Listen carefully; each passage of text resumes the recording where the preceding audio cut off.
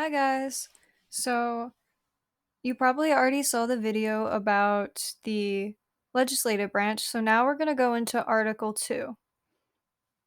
So, Article 2 of the Constitution is where the powers and the role of the executive is established. And before I get into all of this, because I feel like, yes, this is important, but I kind of want to start at the roots. So, I'm going to take you all the way down to Federalist 70. All right, so that was where Hamilton decided that he believed that it would be best for there to be a single executive in order to bring energy to the branch. And by energy, I mean the capacity to do things and also the capacity to get the national constituency on his side. And so, an example of this would be the fact that the president is commander in chief. By giving the president those powers, it gives him the capacity or the energy to get things done.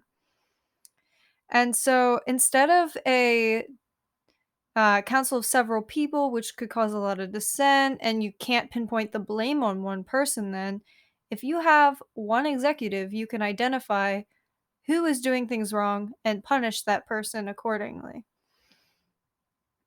And so if you want to look at Federalist number 70, you'll see that Hamilton describes energy in terms of four major things. So that's unity, competent powers, provision for support, and duration. And all four of those things he believed were what made up the energy. And so now we're going to go back to the reality of the system that we have and analyze it a little bit, because what he wanted in the Federalist Papers came to be the case. So, in Article 2, it's established what three main things are needed to be president. So, you need to be a natural born citizen of the United States, have been a resident for at least 14 years, and be at least 35 years old. And I'd like to mention John put a really nice quote here. I laughed a little bit. Some of you Trump supporters might not like that, but this isn't political. He says stupid stuff and it's funny.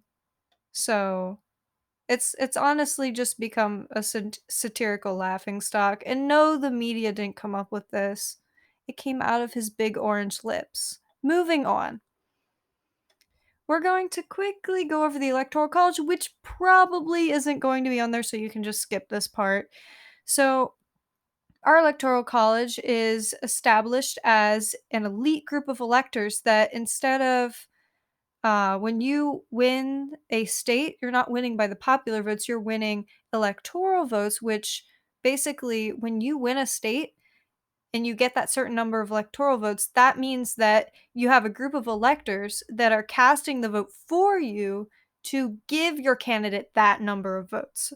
So it gets a little confusing, but it's a winner take all system and it really ignores like this concept of a popular vote here overall, because you can win the popular vote like out of all of the states but lose the election. So in this winner take all system, essentially winning 51% of the votes, a simple majority, is the exact same thing as winning 100% of the votes. So there's been calls for a lot of different types of reforms to this, of which are direct election with the national popular vote, which is what I was kind of mentioning. Basically, it would just be the popular vote. The popular vote would decide who's president, or the congressional redistricting method. But as John even mentions here, like it's not going to be on the exam. It's probably not that important, but it's good to know so you understand as a voter going in what you're going into and what you're actually voting for, because you're not voting for a candidate. You're voting for an elector to vote for that candidate. So throughout history, I've mentioned this in a couple other videos. Uh, there's been cries for like faithless electors to go against what uh, the majority had voted for, and that's a whole separate thing, but that happens rarely. So I'm pretty sure you all are very familiar with the cabinet. Those are just all of the officials that the president has chosen to be the head of his executive agencies. So we'll get into the bureaucracy a little more later, but that's kind of what that's going to trickle down into. And we'll get back to executive agreements. I think I'll save that for a little later. So we're first going to start off by talking about the formal versus the informal powers of the presidency. So the formal powers are what are specifically stated in Article 2. So you could think of them as enumerated to the president. So those are things such as he can make treaties, but the Senate has to ratify it with a supermajority. He's allowed to, well, he's commander in chief, so he controls the army and the navy, but technically Congress declares war, and there's muddied instances of that.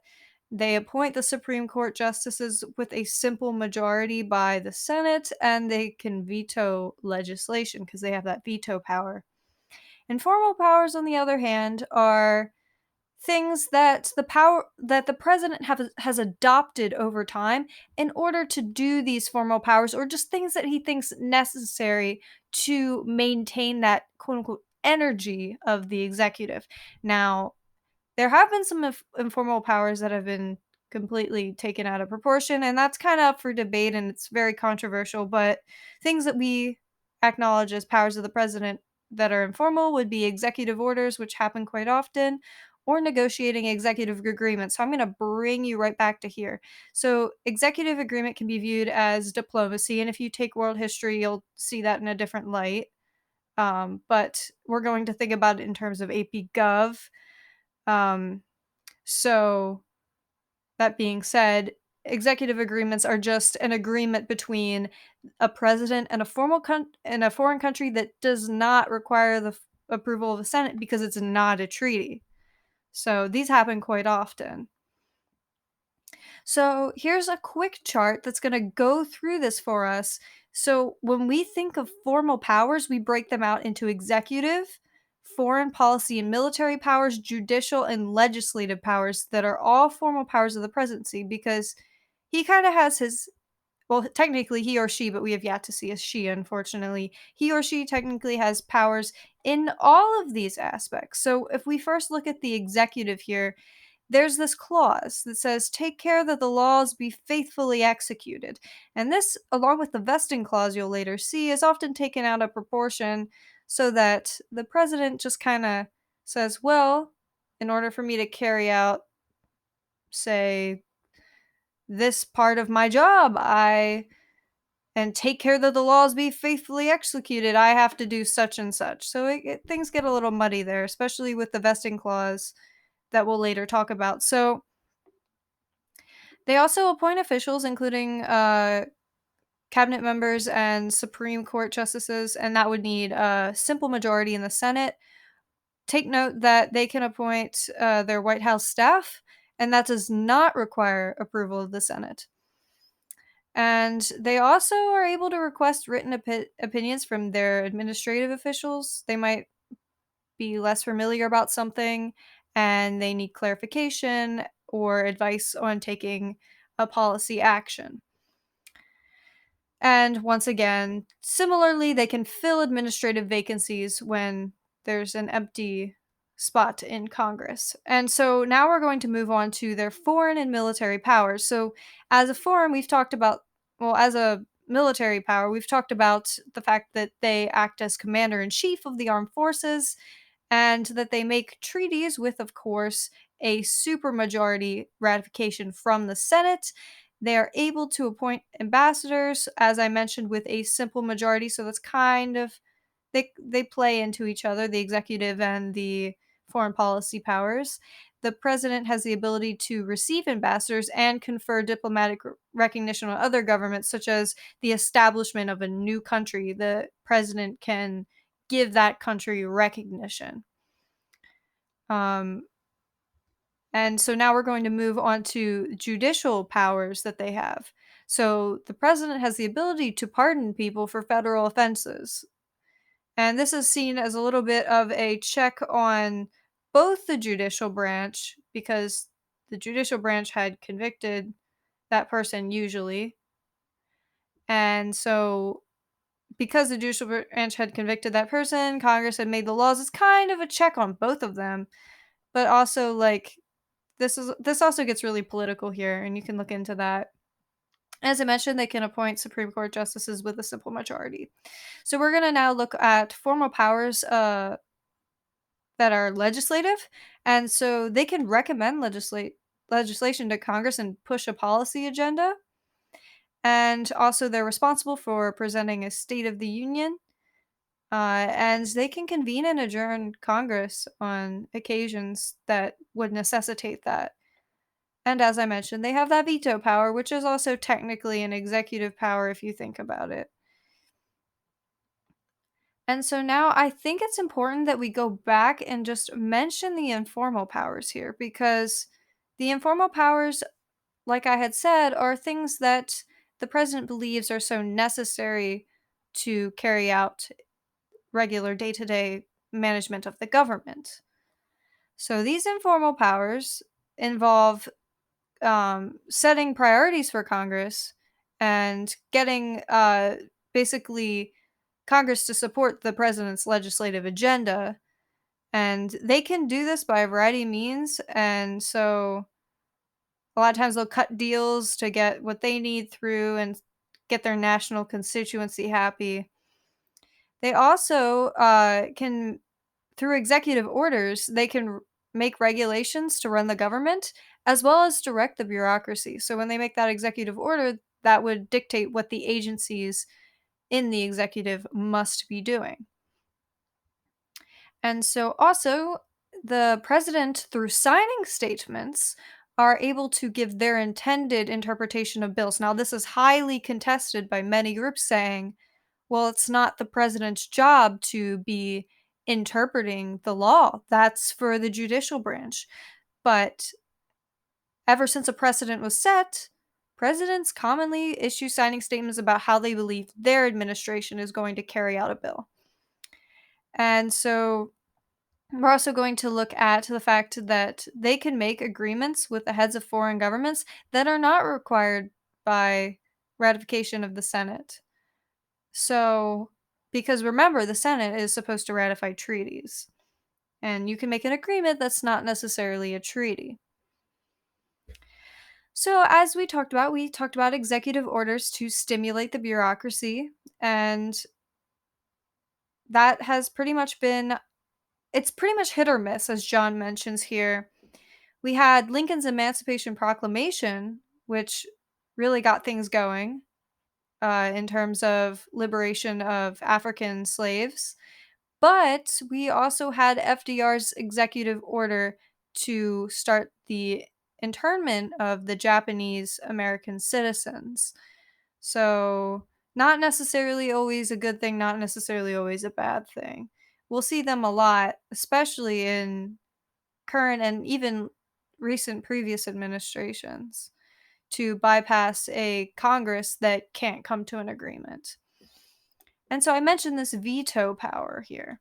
And so the ability to veto is a special power reserved to the president, and they can reject a law that was passed by Congress. But Congress can override that president if both chambers have a supermajority agreement. Now, this is very difficult. Also, pocket vetoes. Now, this gets a little more confusing. Now, when Congress adjourns, that means that their session is going to end. So, if Congress is about to adjourn in less than 10 days, then if the president doesn't like the bill, they can just leave it there, just have it sit there and not sign it, not do anything. And once those days are up and Congress adjourns, that bill is dead. It stops there. And you might be thinking, well, does it go back to the new Congress that's going to be in session? Nope, it's gone. And so that's also another tactic that the president might use. And so I'm going to quick look at some of the other things that we'll probably talk a little bit later about in the bureaucracy. So the EOP is the Executive Office of the President, and this was established by FDR in 1939. And nowadays, it's just staff agencies that help the president carry out their major tasks. And now we have also the OMB, which is the business division, and you can think of it as such because it administers the federal budget and manages the performance of the other federal agencies. So you also have these other subdivisions of the executive managing affairs in the executive. So Usually when you think of our presidency, you think of the one person, but also when you think of the executive branch, start to think of the whole bureaucracy, and we'll explore that a little bit later after I explain to you a little bit about the judicial branch. This right here, impoundment, you're not going to need to worry about. That was an instance when the president decided to not spend the money Congress allocated to it in the way that Congress wanted it to be appropriated. And so this is now illegal. They can't do that, but for a time that was going on. And so I'm just going to also go through some amendments that you're going to need to know, but we'll also go into once again, once we revisit them later on in the judicial branch, once we go through all the amendments. But to get a head start here, the 12th Amendment is such that instead of a bunch of candidates running against each other and splitting the vote so that whoever's first place is president, second place is VP, it's now that the president will select their vice president and run on a ticket with that vice president. And that was established by the 12th Amendment. And so the 25th Amendment was for presidential succession. You're not going to need to memorize this list of the order, but what you need to know is that it goes president to VP to Speaker of the House. You're probably not going to need to know President pro tempore, Secretary of State, but if you're wondering who the President pro tempore is and what that means, that is basically second in line to the President of the Senate. So when Mike Pence is out doing whatever, and he's not there in session to cast a tiebreaker vote, well, then you have your president pro tempore, which is selected by the majority party to serve in place of Mike Pence's will. All right, so hopefully that explains that to you a little bit. But we're going to quick talk about checks on the presidency. So, as we mentioned before, the president can endorse a candidate to fill a certain position, but by a simple majority, that must be approved by the Senate, as we see in confirmation. Now, I think one last interesting thing to mention before we get into the bully pulpit is the expansion of presidential power over time. So, the first instance of this was in 1803, by which Jefferson, which I hated on in my very first video of federalism, decided that, well, Napoleon was selling the Louisiana Territory for super cheap, so it was just such a good bargain that he was going to extend his powers and just buy it. So Louisiana Purchase. And, you know, there was nothing in the Constitution that said whether he could or whether he could not technically buy this land, so he got away with it because people were just happy that they had basically the boonies to explore now. So no one really got too angry at him, and it was fine. So now you have Louisiana and all that territory.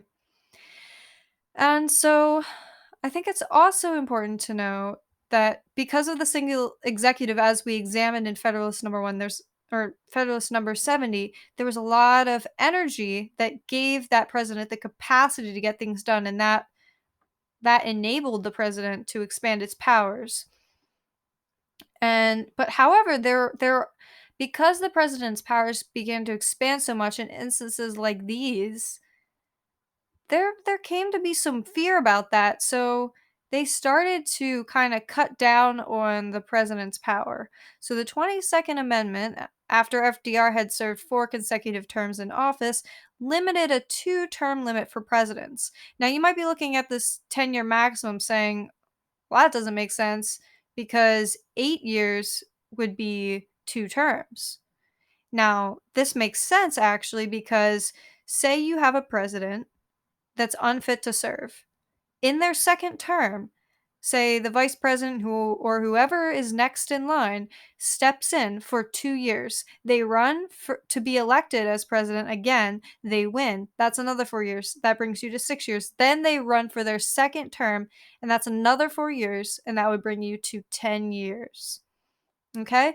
And the War Powers Act was during the Vietnam War, and it was signed in 1973 to limit the president's ability to deploy soldiers because technically the president as commander in chief could deploy soldiers without congressional approval, even though Congress was the one to be responsible for declaring war officially.